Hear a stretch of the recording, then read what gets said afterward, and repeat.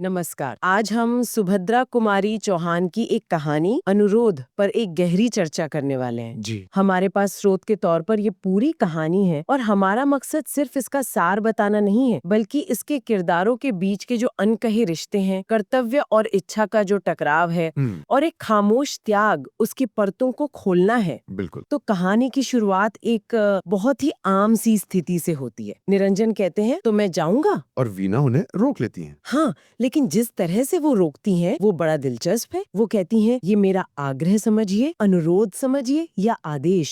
आदेश। हाँ, आदेश मतलब एक दोस्त को रोकने के लिए आदेश शब्द का इस्तेमाल। यहीं से हमें समझ आता है कि ये रिश्ता दोस्ती से कहीं ज्यादा गहरा है। बिल्कुल, यहीं से कहानी का जो मनोवैज्ञानिक ताना बाना है वो बुना जाता है। अब देखिए, ये कोई साधारण गुजारिश नहीं है। नहीं, बिल्कुल नहीं। इसमें एक अधिकार की भावना है, एक हक जताना है। वीणा ये मानकर चल रही हैं कि निरंजन के समय पर उनकी मौजूदगी पर उनका अधिकार है।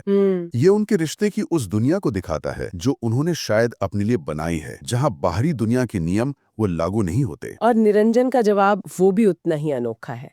वो गुस्सा नहीं होते, नहीं। बहस नहीं करते, वो बस मुस्कुराते हुए अपनी जेब से एक चिट्ठी निकालकर वीणा के सामने रख देते हैं। हाँ। ये एक तरह की बहुत शांत लेकिन मजबूत प्रतिक्रिया है। मेरा पहला सवाल तो यही था कि वो सीधे सीधे बात क्यों नहीं करते, चिट्ठी का सहारा क्यों लेते हैं। ये एक बहुत ही दिलचस्प सवाल है। इसे टकराव से बचना भी कह सकते हैं, लेकिन मैं इसे एक ज्यादा समझदारी भरा कदम मानता हूँ। अच्छा। निरंजन जानते हैं कि अगर वो जुबानी तौर पर कुछ कहेंगे तो वीणा उसे अपनी भावनाओं के चश्मे से देखेंगी और शायद बहस होगी। सही बात है। चिट्ठी एक सबूत की तरह है, एक ऐसी सच्चाई जो किसी और की आवाज में लिखी गई है। निरंजन वीणा को सीधे फैसला नहीं सुना रहे, बल्कि वो उसे वो सारे तथ्य दे रहे हैं जिससे वो खुद सही नतीजे पर पहुंच सके। तो ये एक तरह से कहना है कि मेरी बात मत सुनो। इस सच्चाई को देखो। बिल्कुल। ये वीणा की समझदारी और उनकी भावनाओं का सम्मान करने का एक तरीका भी है। लेकिन वीणा पहले तो उस सच्चाई को देखना ही नहीं चाहती। वो चिट्ठी लिखने वाले को अपना दुश्मन तक कह देती हैं। हाँ। ये उनकी असुरक्षा को दिखाता है ना, कि कोई तीसरा है जो उनके और निरंजन के बीच आ रहा है। और यहीं पर निरंजन एक बहुत गहरी बात कहते हैं। वो हंसते हुए कहते हैं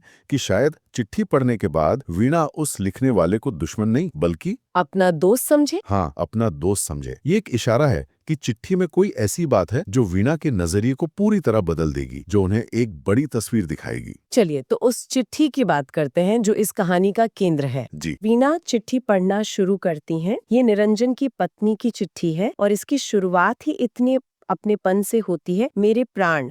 इसमें शिकायतें नहीं है, बस एक इंतजार का दर्द है। वो लिखती हैं, उधर से आने वाली हर एक ट्रेन के समय उत्सुकता से कान दरवाजे पर ही लगे रहते हैं।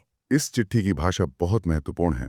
इसमें कोई गुस्सा, कोई उलाना नहीं है।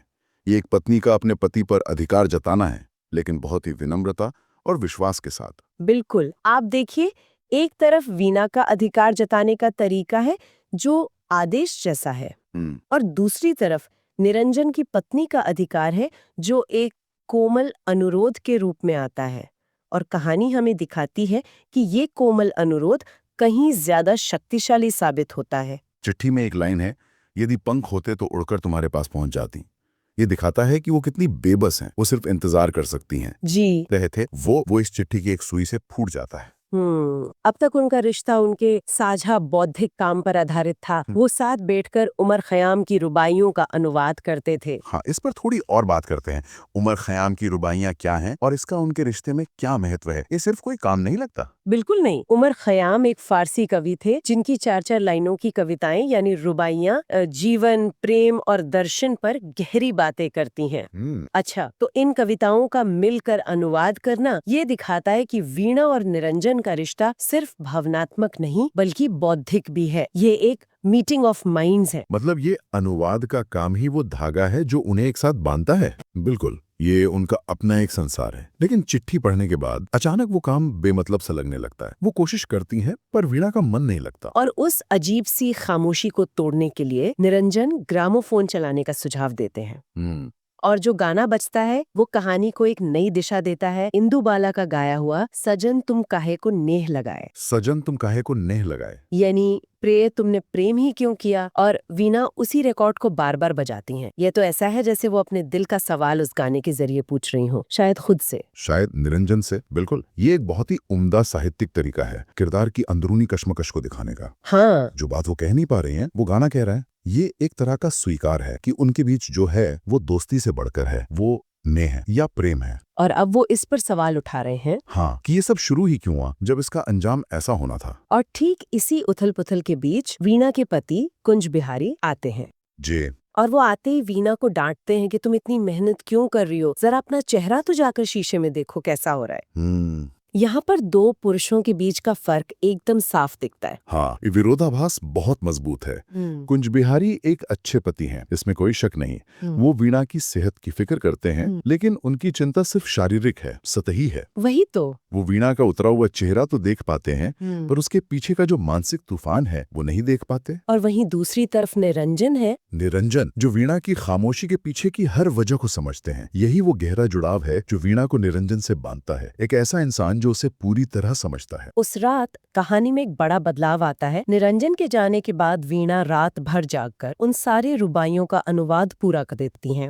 ये सिर्फ काम खत्म करना नहीं लगता, इसके पीछे कोई गहरा मतलब है। ये एक प्रतीकात्मक काम है। ये त्याग का सबसे पहला और सबसे ठोस कदम है, कह सकते हैं। अच्छा। जिस बौद्धिक काम में उन्हें एक साथ बांधा रखा था, उसे अकेले पूरा करके वीणा एक तरह से निरंजन को उस बंधन से आजाद कर रही है। वो ये कह रही है कि अब तुम्हें इस काम के लिए रुकने की जरूरत नहीं है। बिल्कुल, ये एक तरह से रिश्ते पर विराम लगाना है। और वो खुद से बात करती हैं। जी। उन्हें एहसास होता है कि निरंजन के प्रति उनका प्रेम स्वार्थ से परिपूर्ण था, मतलब खुदगर्जी से भरा हुआ था। जी। निरंजन की पत्नी की चिट्ठी पढ़कर उन्हें उस औरत की विनम्रता और विश्वास के सामने खुद का कद बहुत छोटा लगने लगता है। ये एक नैतिक जागृति का पल है। बिल्कुल, वो महसूस करती हैं कि उनकी खुशी किसी और के दुख का कारण बन रही है। वो खुद से सवाल करती हैं, ये कहाँ का न्याय है कि मैं अपने स्वार्थ के लिए एक पति पत्नी को अलग अलग रहने के लिए बाध्य करूं। ये आत्ममंथन का क्षण है जहां वो अपने एहसास से ऊपर उठकर दूसरे इंसान के नजरिए से दुनिया को देखती हैं। ये सहानुभूति की जीत है। अगले दिन का दृश्य तो कमाल का है। निरंजन आते हैं और वीणा पूरी तरह बदली हुई है। बिल्कुल। वो एक झूठी, एक औपचारिक सी हंसी के साथ उनका स्वागत करती हैं, जबकि कहानीकार लिखती हैं कि उसकी अंतरात्मा रो रही है। मतलब बाहर से वो मजबूत दिखने की कोशिश कर रही है, पर अंदर से टूट चुकी है। और फिर वो सीधा मुद्दे पर आती है। जिस वीणा ने कल उन्हें आदेश देकर रोका था, आज वो खुद पूछती हैं, कहिए निरंजन जी, आपने जाने की तैयारी कर ली? यहाँ भूमिकाएं पूरी तरह से उलट गई हैं। एकदम। अब वीणा वो इंसान बन रही हैं जो निरंजन को उनके कर्तव्य की याद दिला रही हैं। निरंजन ये देखकर हैरान है। उन्हें लगता है कि शायद वीणा उनसे नाराज हो गई हैं। हाँ। वो कहते हैं कि मैं तो काम पूरा होने तक नहीं जाऊंगा। तब वीणा उन्हें बताती है कि उसने रात भर में सारा काम खत्म कर दिया है।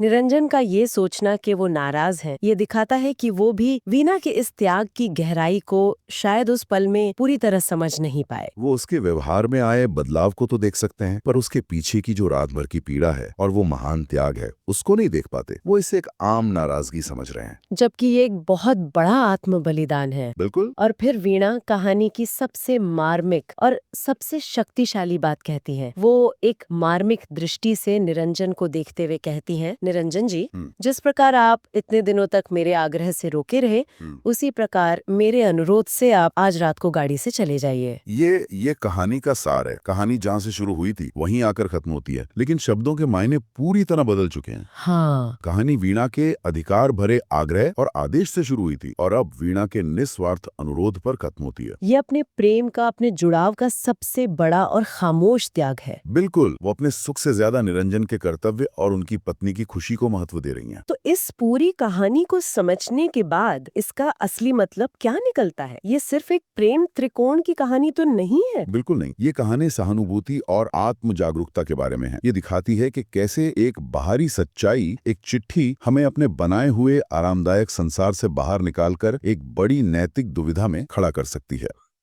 ये कहानी उन दर्दनाक विकल्पों के बारे में है जो हम तब चुनते हैं जब हमारी निजी इच्छाएं दूसरों के प्रति हमारे सामाजिक और पारिवारिक कर्तव्य से टकराती हैं। ये प्रेम और जुड़ाव के अलग अलग रूपों पर भी सोचने को मजबूर करती है ना? बिल्कुल। वीणा और निरंजन का रिश्ता बौद्धिक और भावनात्मक रूप से बहुत गहरा है, पर वो सामाजिक रूप से स्वीकृत नहीं है। और वहीं निरंजन और उनकी पत्नी का रिश्ता? उनका रिश्ता सामाजिक और कानूनी रूप से मजबूत है, लेकिन उसमें उस पल में एक दूरी है। कहानी किसी एक रिश्ते को सही या गलत नहीं ठहराती, नहीं। बस इन अलग अलग धागों की जो जटिलता है उसको हमारे सामने रखती है। और ये भी दिखाती है कि सच्चा प्रेम कभी कभी अधिकार जताने में नहीं बल्कि जाने देने में होता है। सही बात है। वीणा का अंतिम अनुरोध उसके शुरुआती आदेश से कहीं ज्यादा प्रेमपूर्ण है। तो हम श्रोताओं के लिए एक विचार छोड़कर जाना चाहते हैं। कहानी वहाँ खत्म होती है जहाँ निरंजन चुपचाप अनुवाद को देखने लगते हैं। जी, उनकी खामोशी उनकी स्वीकृति है। हाँ, लेकिन सुभद्रा कुमारी चौहान हमें ये कभी नहीं बताती कि उनके मन में असल में क्या चल रहा है। क्या वो वीणा के इस त्याग की महानता को समझकर चुप है, या वो उस गहरे बौद्धिक और भावनात्मक रिश्ते के खत्म होने पर दुखी है? और असली त्याग किसका है? वीणा का, जो जानते बूझते हुए अपने प्यार को जाने दे रही है, या उस पत्नी का जो इस पूरी कहानी से अनजान बिना कोई सवाल किए सब्र के साथ बस इंतजार कर रही है?